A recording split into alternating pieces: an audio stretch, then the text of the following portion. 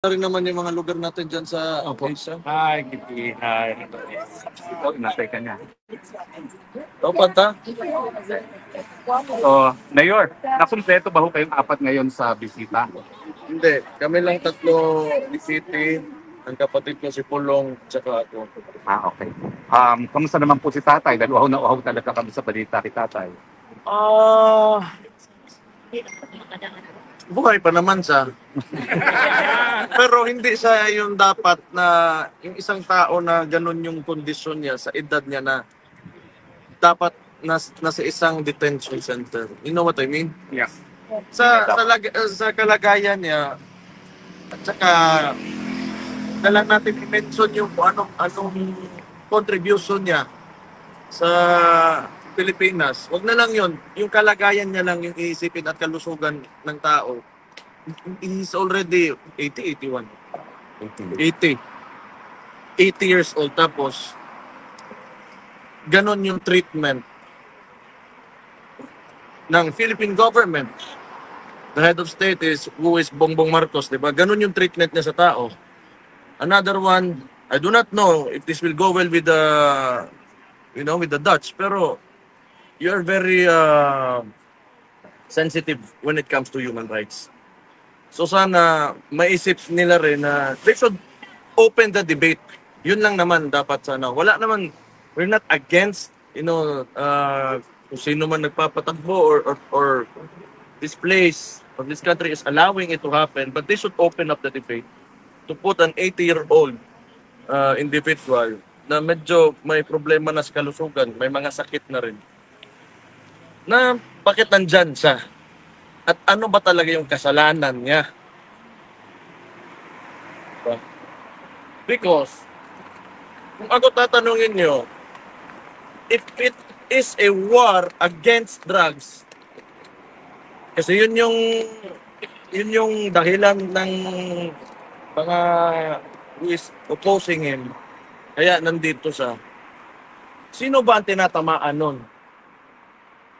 If you are against drugs, di yung tinatamaan nun, yung mga nagbebenta, mga pusher, mga drug lord. So paano sa naging mali doon? Because he wants to save the victims of these people. So ano kasalanan ng tao ngayon na nandyan siya sa... Ayoko na magalit. Ano pong Ano bang next napag-usapan question? nyo? Ano pong napag-usapan nyo po ngayon sa Dalao? Ano? Wala naman, mga nangungumusta lang sa Davao. Sabi ko, traffic. Kasi hindi naman nagre-release talaga ng budget yung legislatura natin. Walang budget yung DOTR to go through with the Davao bus system. Mga ganun bagay. Trivia lang naman. Tapos, balita sa pamilya. We're talking about mga apo niya. Wala naman masyado. Wala pong current affairs kaya napag-usapan dito sa Pilipinas. Wala naman. Wala mang mga bagong ngayon na mga bagong tawag dyan. Yung nabubuking na mga kabit pala o dyan ng mga artista ng iba. Sige po, questions po? Mayor, good afternoon. May iba po tayo. Salamat po sa update kay Tatay Digong sa nito. Your comment po, Mayor, ongoing tungkol po sa ongoing investigation sa flood control projects. So anong basa niyo dito, sir? Sa tingin po ba ng ating papapanagot ang mga nasa likod ng katulaan kaugnay sa mga kasabing proyekto? Alam niyo, tingin ko lang po. Okay man, sabihin na natin. Kasi si PBM kasi, akala niya mabango siya sa ginagawa niya. When in fact, sa chain of command, siya yung nasa taas. And for the past 3 years, he allowed that to happen. So whose responsibility is that? So ngayon, mag-e-expose siya na kunwari ng mga congressman niya na under din naman sa kanya because you're the president. Ikaw pumirma ng budget na yon. Tapos ngayon, sisisihin mo sino? Yung mga nagpasa ng ano? Bakit? In the first place, bakit mo hindi sinigurado? Kasi pinagyabang mo yan sa pangalawang zona mo na may 5,500 flood mitigation projects ka. Tapos ngayon, nagkaganon. Tapos sisisihin mo yung ibang tao. Ikaw yung presidente. You're the executive ng buong bansa. Responsibilidad mo na yun. If there is someone to blame, that will be him. Okay naman, kasi yung mga ibang politiko ngayon, ginagawa din nilang plataforma. So si Magalong, nag-a-align sila, but yung kinakalaban nila are the congressmen. Why not ask, or question the president himself? Correct. Kasi dinadivert tayo dyan sa mga congressman na yan, cooking show ba? But sino man yung responsable talaga ng lahat? Sino pumirma ng budget? At sino implementing agency? It's DPWH that is under the president. Yes. Correct. Mayor, ano masasabi niyo doon sa sinabi ni PRR ni BBM na useless? Itong mga nakikita niya. I think yung nakikita niya useless daw yung mga, Mga proyekto. Kasi useless na nga. Kasi useless niya. Maging useless talaga yan because wala kang directive eh. Dapat simula pa lang ng termino niya, he should have said and instructed everybody, umayos kayo. Huwag niyong galawin yung pera ng taong bayan. Kasi yan, tayo lahat, papayat ng buwis, lalagay dyan, gagawing infrastruktura, kailangan maayos, walang masisira dyan. Ano ang unang ginawa niya? Dinismantle niya yung PACC. Yan yung watchdog ng corruption. Oh. So, who's responsible na? Siya. O itong mga nag-iingay ngayon, that is yung sumasakay sa plataforma, kunwari ng presidente na may expose siya, you ask the president himself. He is the only one who can fix this. Hindi yung pagtuturo niya sa mga Congress, it will not fix anything. It will not fix anything. And isa pa, 3 taon na siyang nakangangala, kaya nangyari yan. So kaninong kasalanan yan ngayon? It will only happen if you allow it to happen. Ngayon lang na gano'n na, tapos Next question. Mayor, di ba sinabi niyo na ang may kasalanan talaga ay DPWH? Pero bakit kaya sa tingin niyo until now hindi pa niya sinisibak si Secretary Bonoan ng DPWH? Ganito yan. Tingin ko lang dyan, pag yan, yung issue na yan, nawala lang na parang bula. Kasi ginagawa niyang press release yan ngayon PR stunt niya. Na pupunta sa doon, gano'n, may nangyari talaga. Tapos walang makukulong na congressman o kahit sinong politiko, walang makukulong sa mga flood projects na yan. Ibig sabihin, palabas lang yan lahat. Diba? Kung serious talaga siya, sabi niya na, di ba? Alam niya, may tinuro na siya, may mga pangalan ng mga kumpanya ng contractors na in-expose niya, then why not file a case? Kung talagang gusto mo ipakita sa tao, okay, you want to redeem yourself, pulong ka dyan. Kahit isang congressman lang. Yung mga nasa Committee on Appropriations po na nag-approve ng mga insertions, kung dapat gawin dyan, yung mga pinakamalalapit sa kanya. Sa ano? Yung Presidente, Speaker, tsaka yung committee chairman na dating Zaldico. Saldi ko yan. Oh. Stella Timbos. For a while, diba? Opo. Tapos ngayon may bago. Yan. So, bakit ito sabi ko? Kasi, yun na nga. Pag tumahimik yan lahat bigla, tapos wala talagang resulta, concrete result, na may nakulong, may nakuhan, somebody filed the case against somebody, cooking show. Cooking lang na. Mayor Pastor, on a different matter, sir, Mm.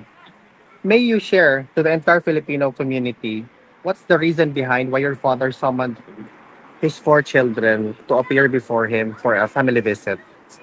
If it's possible only, sir. Wala naman talaga na, siguro gusto niya talaga nakita niya kaming lahat. Wala man siya sinabi specific talaga na reason. Ikaw, alam mo? Nag-text lang siya bigla ng isang, through call yun. Tapos, ako ang bigla dito sa No. Tapos dumami, tapos tapos sa Out of no nowhere lang. serious reason actually. It's just, Out of nowhere, gusto niya lang na lahat. una niya lang ng strength. Thank you. Matutupad po kaya yon na makita niya kayo kayong apat this week? Tomorrow? No. 29. 29. 29 tomorrow. Dili ba? Tomorrow. Within the week. Within the week. Is there a message from the former president sa lahat ng mga milyong-milyong supporters niya na until now, almost 6 months already, still coming outside the ICC detention facility? Hindi pa ba daw kayo napapagod? Hindi. Can you tell him tomorrow that we will never be tired? Sinabihan ko, hindi talaga yan titigil hanggat hindi ka makakalabas. Ngayon, papunta raw dito si Trilly Ling. Mag-aabot pa kayo dito? Trillanes? Oh. Ano na to? Kaya,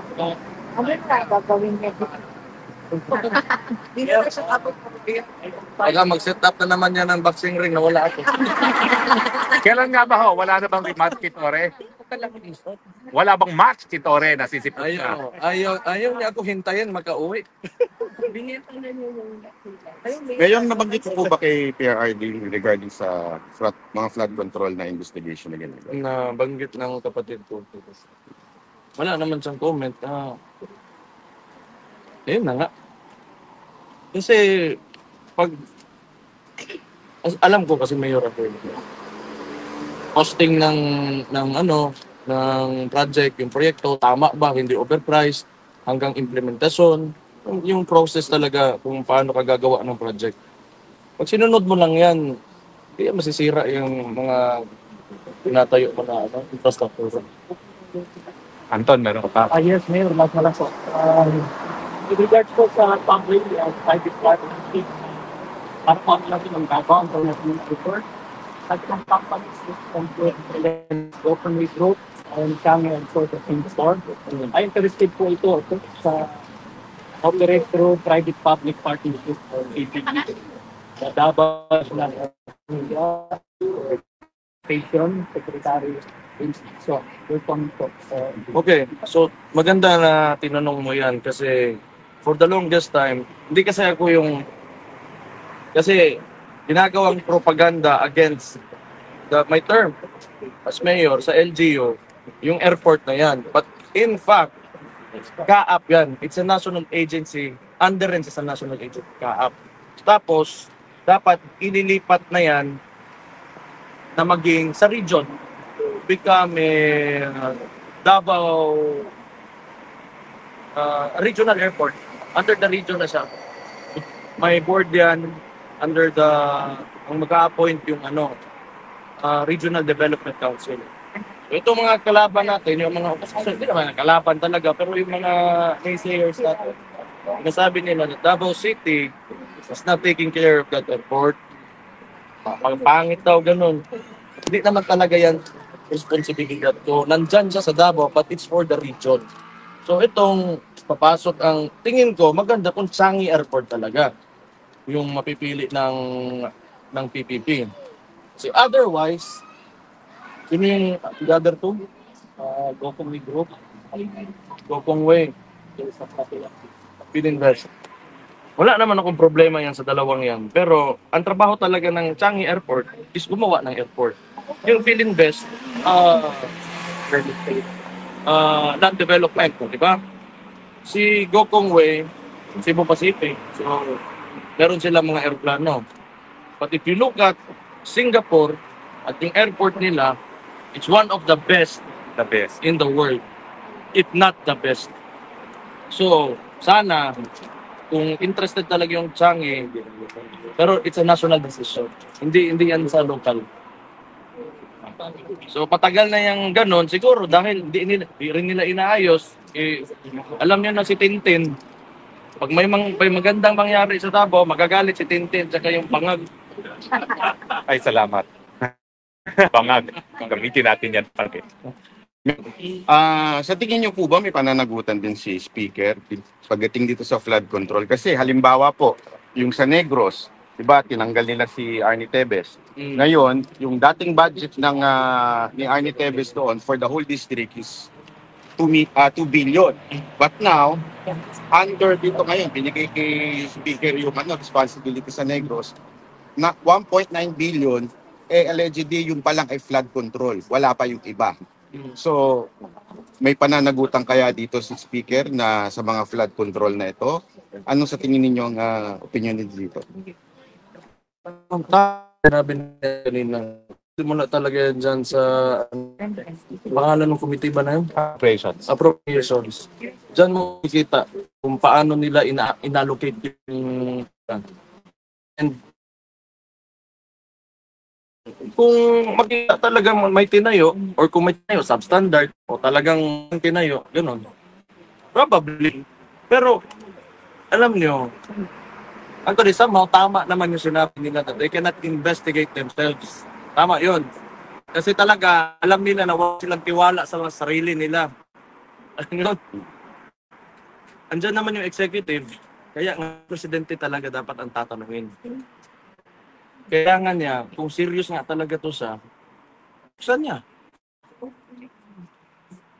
Mayor Baste, do you have a message to the entire Filipino community supporting your father?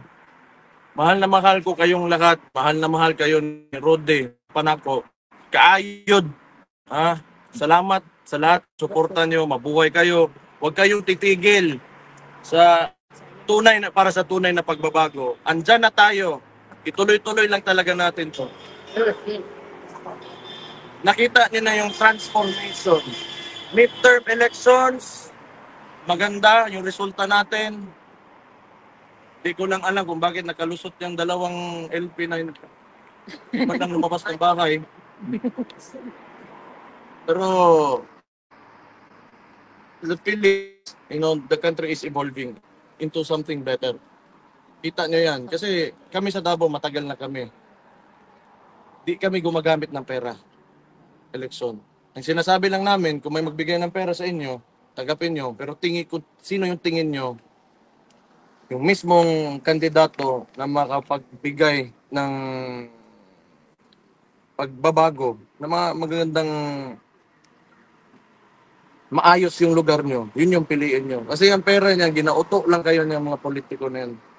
So yan, nakita natin, we've observed that nung midterm elections. Na kiniklaim pa talaga ni Bangag na okay daw yung resulta.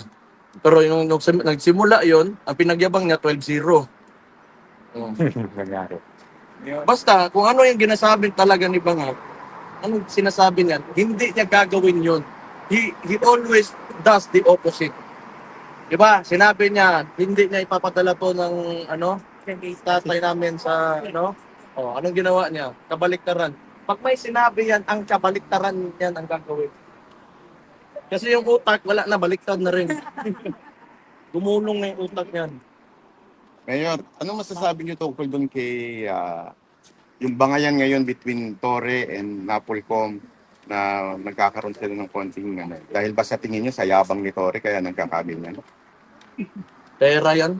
Pera. Hindi ko lang alam saan nila o anong paggawa yan. Pero pera talaga yan. Basta mga ganun. Walang iba yan. Pera yan. So, Mayor, hindi lang natin alam kung ano talaga. Pero usually. Kasi magkaiba naman sila ng role.